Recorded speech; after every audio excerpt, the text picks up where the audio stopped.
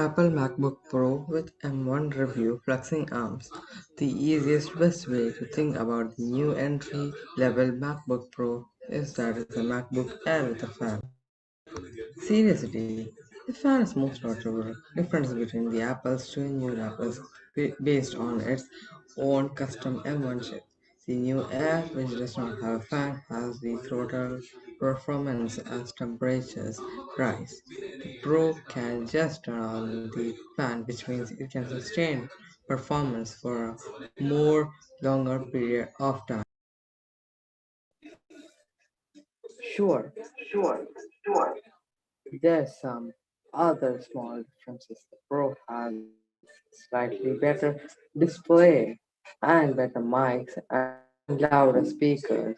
It has bigger battery and thus slightly longer battery life. And yes, it has the hopeless confused touch bar instead of a function row on the keyboard. But in terms of performance, it is essentially the same as the air unless it pushes for the long periods of time.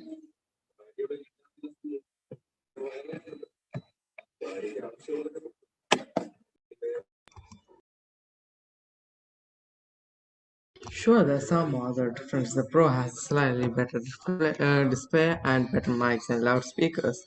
It has a bigger battery and thus slightly longer battery life. And yes, it has the hopelessly confused touch bar instead of a function row on the keyboard.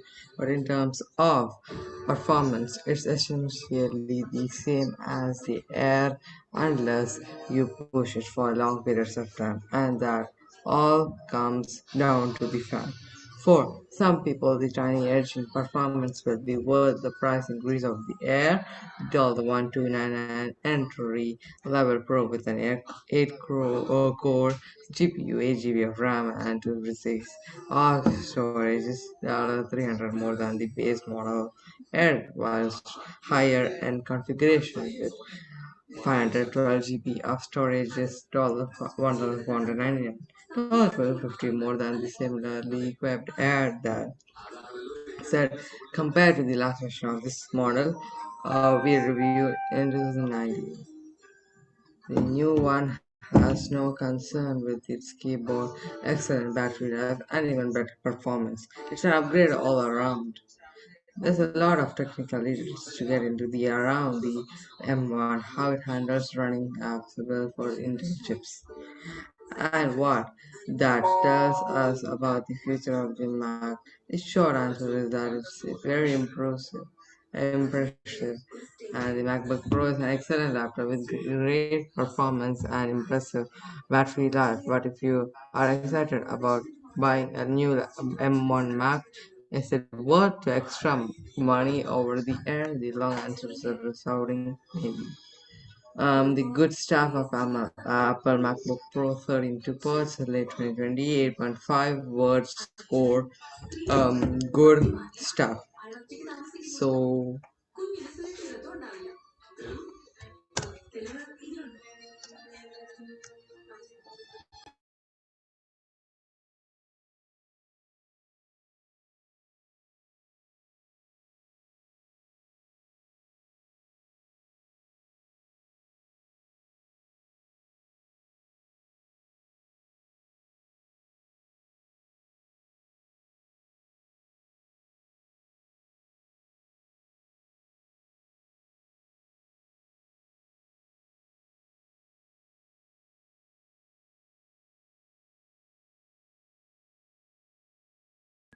Apple MacBook Pro 13, two ports, late 2020.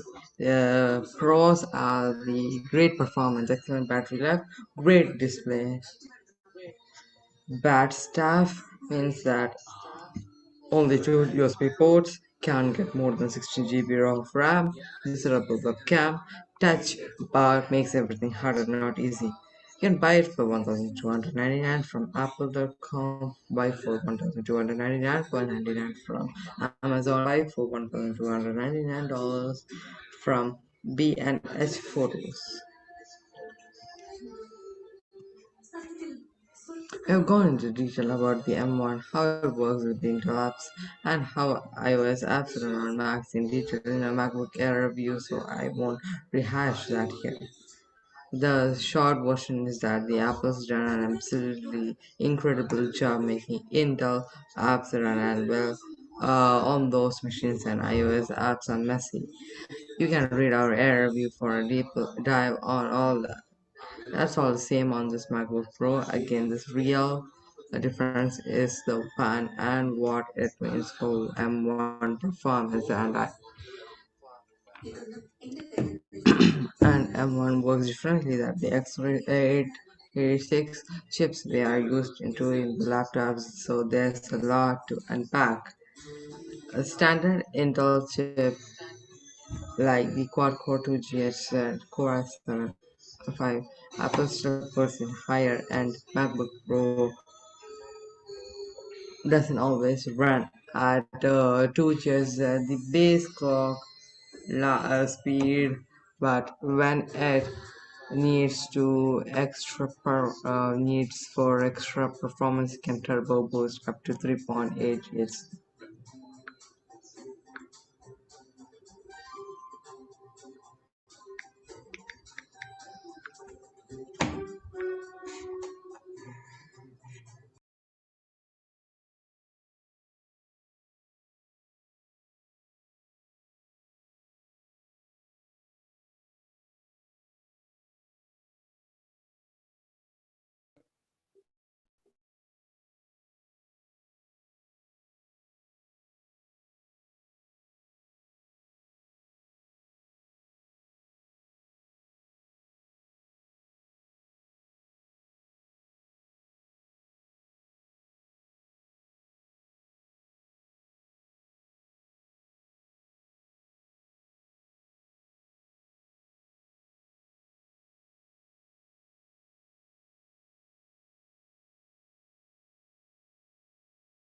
Okay, my next camera over here. Yes. Yeah, so you can see my camera over here. This is the MacBook Pro, the Verge Game 8 watch around the pros company gets. It's all way over here.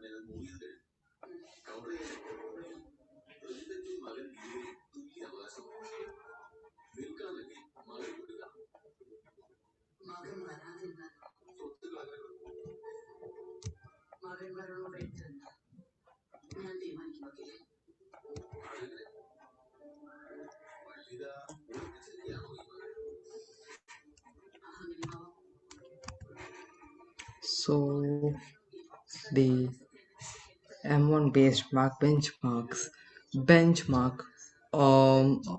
MacBook Air, MacBook Pro, and Mac Mini. Sinbatch R23 Healthy 6803 7729 7729.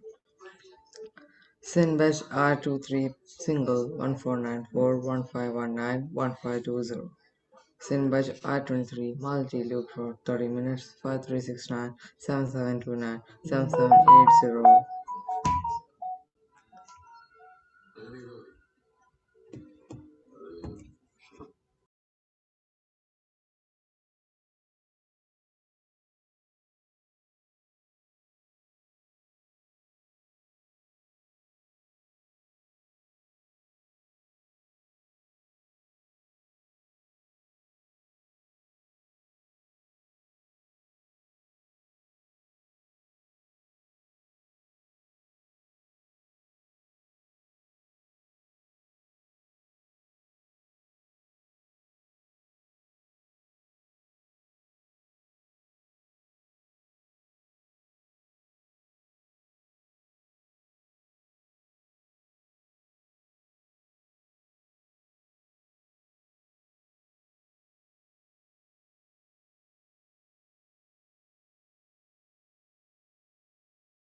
So right now we can see five um watching now.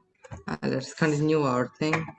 Sinbench Greek bench 5.3 CPU multi 7510 7554 7711 Geekbench 5.3 CPU single 1730 Geekbench 5.3 OpenCL Compute 18,357 19,211 and 19,654.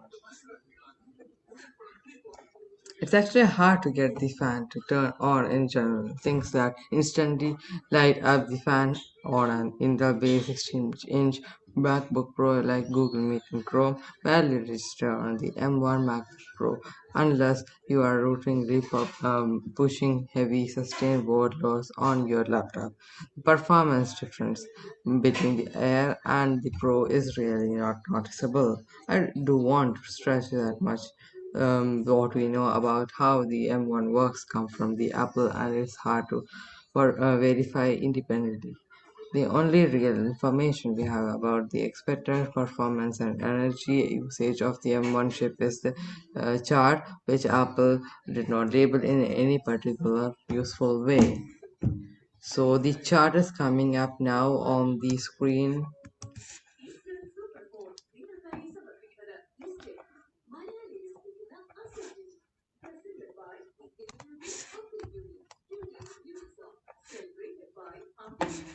So from here you can see the performance higher is the best. So GPU performance versus power.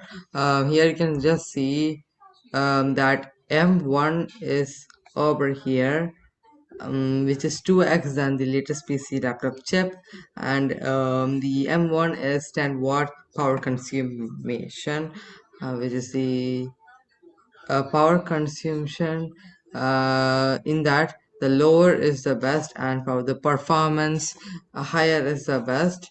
And so we can see that latest PC laptop chip power consumption is low, so it is the best among these two, and M1 is 10 watt among latest PC laptop chip. And here you can see performance higher is the best. So M1 performance is good, and latest PC laptop chip is not good. It is good in only power consumption.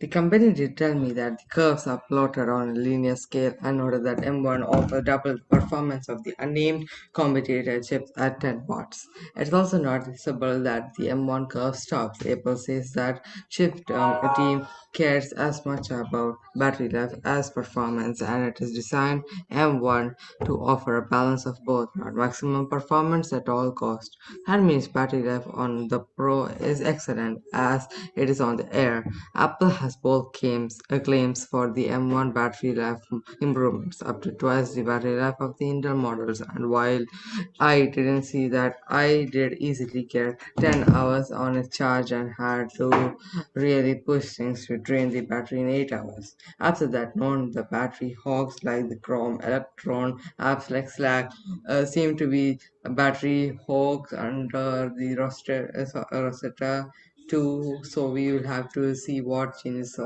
as those apps are made native for Apple chips. Understanding that we are limited to inferences from a bad chart and a handful benchmark tests to figure out the M1 stacks up. As with other mobile chips, Apple isn't particularly forthcoming with detailed technology or technical information about the M1. The about this Mac window doesn't even report its clock speed. It's also hard to find any temperature, power, or live clock speed readers using these standard macOS tools. Intel Power Reality doesn't work here, of course, and Apple won't say if the information will be exposed to future utility. So while performance is great in our real work, world test, it is very hard to say exactly what's going on with the M1 at any given time. The good news is that the great performance is more important than detailed technical information for most people.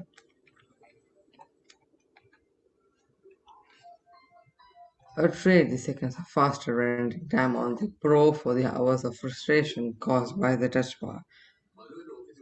An earlier version of this review said that the base model MacBook Pro 13 came with a 7-core GPU. All versions of the MacBook Pro have the 8-core GPU. We regret the error. And so, yeah, that's all in today's live. If you want to know more about Apple M1, just know, let me know in the comment section below. Thank you. The live has ended.